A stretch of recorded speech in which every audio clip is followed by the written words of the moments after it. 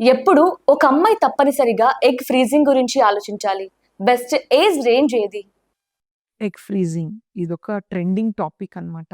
చాలా సెలబ్రిటీస్ ఓపెన్‌గా చెప్తున్నారు. ఈ ఎగ్ ఫ్రీజింగ్ అంటే బేసికల్లీ ఏంటి? ఈ మధ్యలో మనం లైఫ్ స్టైల్ చేంజెస్ వల్ల లేడీస్ అందరూ లేట్‌గా మ్యారేజ్ అయిన తర్వాత కూడా ప్రొఫెషనల్‌గా సెటిల్ అవ్వాలి. మనం డబ్బులు సంపాదించాలి. తర్వాత పెళ్లి అనే okay. We do encourage. But end of the day mother కావాలి అన్నప్పుడు వాళ్ళ ఎగ్స్ లేదనుకోండి, మళ్ళీ డోనర్‌కెళ్ళాల్సొస్తది. సో, ఒక సేఫ్ టెక్నాలజీ అన్నమాట egg freezing.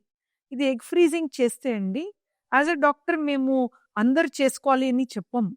Natural pregnancy is the right of every couple. అది అవ్వాలంటే 30 ఇయర్స్ లోపల ఒక లేడీ చేతిలో బేబీ ఉండాలండి. ఇండియన్ రేస్ చూస్తుంటే. ఆ టైం మిస్ అవుతే అండి నానా రకాల ట్రీట్మెంట్, నానా డాక్టర్ దగ్గరెళ్ళాలి. బట్ ఆఫ్‌కోర్స్ అందరూ తొందరగా పెళ్లి చేసుకోలేరు కదా! వాళ్ళ రీజన్స్ ఉంటాయి. బట్ అట్‌లీస్ట్ ఈ టెక్నాలజీలో ప్రిజర్వ్ చేసిన తర్వాత కూడా నేచురల్‌గా ట్రై చేసుకోవచ్చు 3, 4 ఇయర్స్. పిల్లలు కాకపోతే తర్వాత ఒక స్ట్రెస్ ఉండదు. ఓహ్! నా జీన్స్ అయితే ఉంది లాకర్‌లో.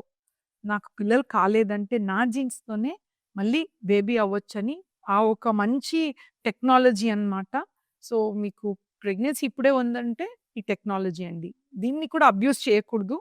బట్ రియల్ వాళ్ళకి this will come as a very good help అన్నట్టు. ఈ ఎగ్ ఫ్రీజింగ్ అన్నప్పుడు ఒక 8-10 ఎగ్ ఫ్రీజ్ అవుతే మంచిది. 8-10 ఎగ్స్ ఎవరి దగ్గర ఉంటది? లెస్ దెన్ 30 ఇయర్స్ ప్రిఫరబుల్లీ అండి.